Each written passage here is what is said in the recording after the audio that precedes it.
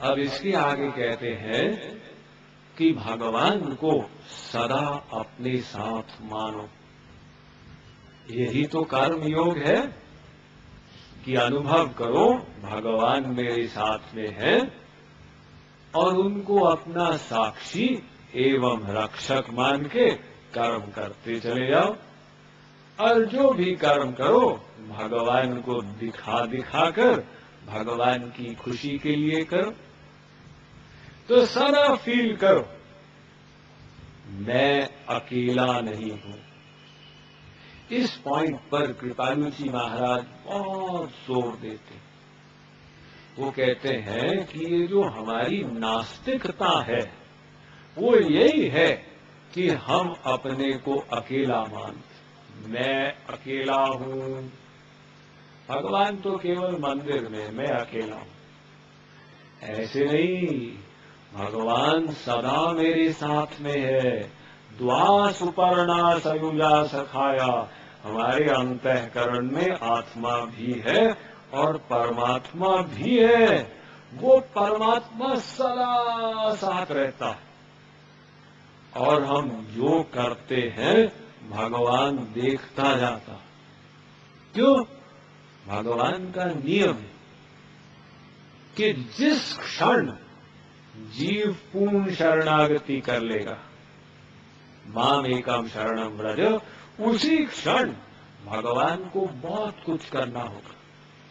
माया निवृत्ति, त्रिगुण, त्रिताप, त्रिदोष, पंचक्लेश, पंचकोश, ये सब आदि व्याधि भस्म करने होंगे तत्काल, एक सेकंड के बाद नहीं। ये लाइट जो होती है एक सेकंड में 1,86,000 मील भागती। तो अगर भगवान वो जितने समय में लाइट 1 किलोमीटर भागे, इतने टाइम की भी अगर देरी कर दें तो उनका नियम समाप्त हो जाएगा। नियम है कि जिस क्षण जीव शरण में आएगा उसी क्षण में उसकी माया निवृत्ति भगवत प्राप्ति करा दूं। तो भगवान हमेशा देखते रहते हैं कि पता नहीं कब ये जीव शरणागत हो जाए। ये भागवत सप्ताह सुनने गया है, शायद ये निश्चय कर ले भगवान आप ही मेरे हो, लेकिन बड़ा ढीठ है। ये तो भागवत सप्ताह में बैठे बैठे देख रहा था कि व्यास जी को कितना चढ़ावा आया। अब अच्छा ठीक है, ये माला लेके जप कर रहा है, अब शायद ये संकल्प कर ले कि भगवान से ही मेरा प्रेम है। लेकिन ये तो सोच रहा है कि वहां पर स्टोव पर वो सब्जी उबल रही है। तो भगवान प्रति क्षण देखते चले जाते हैं। अब हमें इसको अनुभव में लाना कि हम एक नहीं, हम दो हैं। हम दो, मैं और मेरे इष्ट देव, या गुरु को रख लो, मैं और मेरे गुरु। एक क्रिश्चियन पादरी थे, brother Lawrence of the resurrection. तो साधारण एक क्रिश्चियन आश्रम में वो साधारण से साधक थे।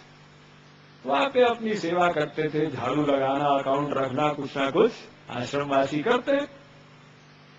लेकिन अचानक वो बड़ी स्पीड से उन्नति करने लग गए और उन्होंने एक किताब लिखी।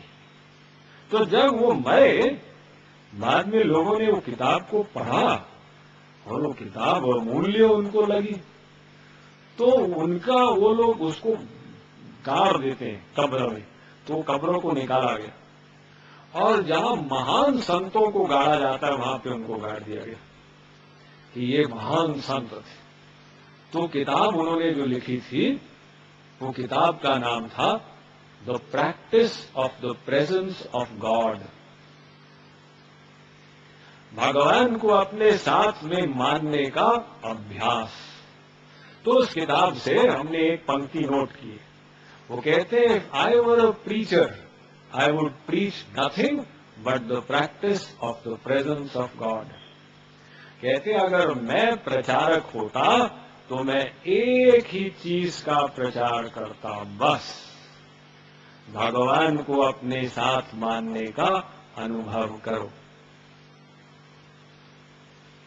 इस बात को हम लोग 1000 बार सुन लिए, लेकिन अभ्यास नहीं किए।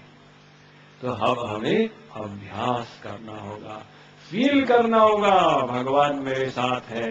जहां भी कहीं बैठे भगवान को सामने बिठा दे, भगवान आप बैठो, आप मुझे देखो, अब मैं कार्य कर रहा हूं। तो कृपालु जी महाराज कहते सर्वदा सर्वत्र हरि को अपने साथ मानो, अपने को कभी अकेला मत मानो, और साथ ही अपना प्रत्येक कार्य भगवान के लिए करो। ये हमें भक्ति को डिवाइड नहीं करना कि 1 घंटा भक्ति करेंगे और 23 घंटे क्या करेंगे, 23 घंटे हम संसार कमाएंगे न, 24 घंटे भक्ति करेंगे। 24 घंटे माने हम जो करेंगे भगवान की खुशी के लिए करेंगे, तो ये भक्ति हो जाएगी। स्वामी विवेकानंद ने कहा, no work is secular, all work is devotion and worship.